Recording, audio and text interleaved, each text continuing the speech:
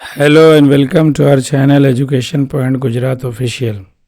Dear students, आज एक और हम क्वेश्चन सॉल्व करने जा रहे हैं। आज हमारा क्वेश्चन है element of accounts part 1 chapter 5 admission of A partner, question number 10। ये क्वेश्चन बहुत ज़्यादा इंपॉर्टेंट है। इस क्वेश्चन में हम डिफरेंट डिफरेंट इफ़ेक्ट्स देखेंगे, एडजस्टमेंट के इफ़ेक्ट को कैसे पास किया जा रहा है, पार्टनर कैसे कितना कैपिटल ला रहा है, गुडविल कितना ला रहा है, और पार्टनर्स जो एक एग्जिस्टिंग पुराने जो पार्टनर है तो गुडविल के साथ क्या ट्रीट कर रहे हैं, कैसे विड्रॉ कर रहे हैं, तो विड्रॉवल का क्या इफेक्ट पास किया जाएगा, उसकी एंट्री कैसे पास की जाएगी, हम सीखेंगे। सबसे पहले हम क्वेश्चन पढ़ते हैं। क्वेश्चन है, Vidit and Vishal are partners sharing profit and loss in the ratio of 2:3। The balance sheet of their firm as on 31/3/2016 was as under. Capital दे रखा है, विदित का 48,000, विशाल का 60,000, contingency reserve, workman compensation reserve, investment reserve, condition creditors, bad debt reserve, building machinery, stock, debtors, bank and investment. तो ये हमारा balance sheet हो गया। अब हम एडजस्टमेंट पढ़ते हैं। The admitted Bunty as on 1/4/2016 as a new partner on the following terms. Vidit will sacrifice 1/4 from his share and Vishal will sacrifice 1/8 from his share in favor of Bunty. Bunty will bring 72,000 as capital and his share of goodwill in cash. Goodwill of the firm is valued at 32,000. Vidit and Vishal withdrew 50% of goodwill received by them in cash. Provision for depreciation on machinery is to be made at 10%. A write-off 3,600 as bad debt from debtor and provision for bad debt is to be maintained at 15%. Market value of investment is rupees 9,000, which is to be recorded in the books. Claim for workman compensation is accepted at 30,000. 10% creditors are not to be paid. अब हम लोग जो है adjustment के effect के हिसाब से लिख लेते हैं, एडजस्टमेंट बैलेंस शीट पे लगा लेते हैं। तो पहला एडजस्टमेंट जो है ना, adjustment number 5 related to machinery है। मशीनरी के हिसाब से हमने उसको हाईलाइट कर लिया। अगला एडजस्टमेंट एडजस्टमेंट नंबर 6 है, डेटर से रिलेटेड है, उसको हमने हाईलाइट कर दिया। अगला एडजस्टमेंट इन्वेस्टमेंट से रिलेटेड है, इसको हमने हाईलाइट कर लिया। उसके बाद अगला एडजस्टमेंट क्रेडिटर से रिलेटेड है, इसको हमने हाईलाइट कर लिया। अब जैसे हमको सबको पता है, जब हम क्वेश्चन सॉल्व करने जाते हैं, क्वेश्चन सॉल्व करते हैं, तो मैंने आपको ऑलरेडी बता दिया है, बार बार अपने वीडियोज़ में बताता जा रहा हूँ कि अगर एडमिशन ऑफ अ पार्टनर का क्वेश्चन सॉल्व करना है तो पूरे क्वेश्चन को 5 स्टेजेस में आप डिवाइड कर लीजिए। आपका हर क्वेश्चन बहुत आसानी से परफेक्टली सॉल्व हो जाएगा विदाउट एनी मिस्टेक। आपको फुल 8 में से 8 मार्क्स मिलेगा। पहला जो स्टेज है, transfer of balances to respective account. जो हमारा कैश और बैंक अकाउंट, कैपिटल और करंट अकाउंट, ये जो क्रिएट होगा उसका बैलेंस पहले ट्रांसफ़र करना है। फिर जो हमारा बैलेंस शीट में रिजर्व्स एंड सरप्लस है वो ओल्ड पार्टनर को ओल्ड रेशियो में डिस्ट्रीब्यूट करना है।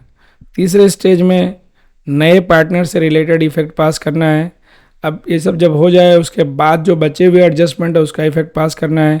इफेक्ट पास करने देने के बाद डिफरेंट अकाउंट्स को क्लोज करना है, उसके क्लोजिंग बैलेंसिंग करके, मतलब बैलेंस करके उसको क्लोज कर देना है। तो सबसे पहले हम स्टेज 1 की तरफ चलते हैं। सबसे पहले हम कैपिटल अकाउंट क्रिएट करते हैं। कैपिटल अकाउंट क्रिएट किया, उसका बैलेंस लिखा। विदित एंड विशाल का 60,000 एंड 48,000, दैट इज 48,000 फॉर विदित एंड 60,000 फॉर विशाल। अब नेक्स्ट आएगा कैश और बैंक अकाउंट का, उसका बैलेंस 8,400। नेक्स्ट हमारा है पार्टनर्स कैप। अब जो रिजर्व्स है, reserves and surplus distribute, stage number 2। तो रिजर्व्स एंड सरप्लस को जो हमने डिस्ट्रीब्यूट कर दिया, आपके सामने contingency reserve, old partner old ratio में। फिर उसके बाद हमारा जो आ रहा है नया पार्टनर, दूसरा स्टेज हो गया, एक ही रिजर्व था। अब उसके बाद हमारा जो है ना नए पार्टनर से रिलेटेड एंट्री है, स्टेज नंबर 3 आ गया। बंटी कितना ला रहा है कैपिटल? 72,000। गुडविल कितना ला रहा है? 12,000। तो इसका इफेक्ट हम पार्टनर्स कैपिटल अकाउंट में लिखेंगे, बैंक अकाउंट और प्रीमियम फॉर गुडविल अकाउंट। तो 2:1 गुडविल का प्रीमियम का मतलब सेक्रीफाइसिंग रेशियो है। तो ये प्रीमियम जो है ना ओल्ड पार्टनर लोग विड्रॉ कर ले रहे हैं 50%। तो 50% विड्रॉल का इफेक्ट आया, तो इसका second effect partners bank account में आएगा। तो उसको हमने बैंक अकाउंट में, कैश और बैंक अकाउंट में लिख दिया। विदित कैपिटल 4,000, विशाल्स कैपिटल 2,000। अब उसके बाद अगला हमारा जो आएगा मशीनरी है। मशीनरी का वैल्यू जो है ना 10% कम करना है। तो उसको हमने कम कर दिया 27,000। अब इसके बाद ये हमारा चौथा स्टेज था, मतलब चौथा स्टेज है दैट इज़ एडजस्टमेंट से रिलेटेड जो इफेक्ट है वो पास कर दिया। नेक्स्ट हमारा है, देखो मशीनरी का रिवैल्यूएशन अकाउंट में हमारा क्रिएट हुआ 3000 लिख दिया डेबिट में। नेक्स्ट हमारा जो आएगा बैड डेट है, नया बैड डेट 3600 क्रिएट करना है और BDR 15% करना है। तो इस तरह से 3600 मैंने माइनस कर दिया, न्यू BDR 5400 उसमें से माइनस कर दिया।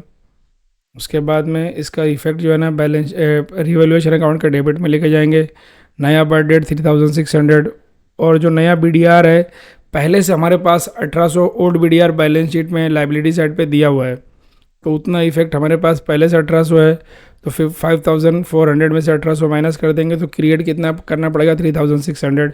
इसलिए रिवैल्यूएशन के डेबिट में 3600 का ही इफेक्ट लिखा हुआ है। अब आगे बढ़ते हैं। अब अगला हमारा इन्वेस्टमेंट है। इन्वेस्टमेंट की वैल्यू कितनी है 9000।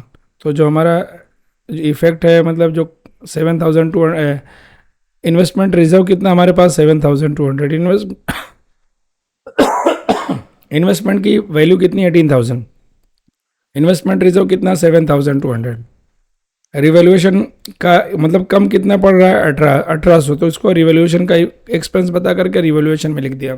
इस तरह से हमारा टोटल कितना हो गया इन्वेस्टमेंट का इफेक्ट 9000। तो इसका इफेक्ट हम अब रिवैल्यूएशन का पार्ट वाला रिवैल्यूएशन में ट्रांसफ़र करेंगे टू इन्वेस्टमेंट करके 1800। अब नेक्स्ट हमारा जो होगा वर्कमैन कंपनसेशन रिजर्व होगा। 30,000 क्लेम है तो वर्कमैन कंपनसेशन रिजर्व कितना है 24,000 है, तो हमको 6,000 उसमें प्लस करना पड़ेगा। तो इसका हमको second effect profit and loss revaluation account के डेबिट में लिखना रहेगा टू वर्कमैन कंपनसेशन रिजर्व 6,000। उसके बाद अगला इफेक्ट है हमारा क्रेडिटर्स को 3,000 पेमेंट नहीं करना, 10% नहीं पेमेंट करना है, तो 10% माइनस कर देंगे 3,000।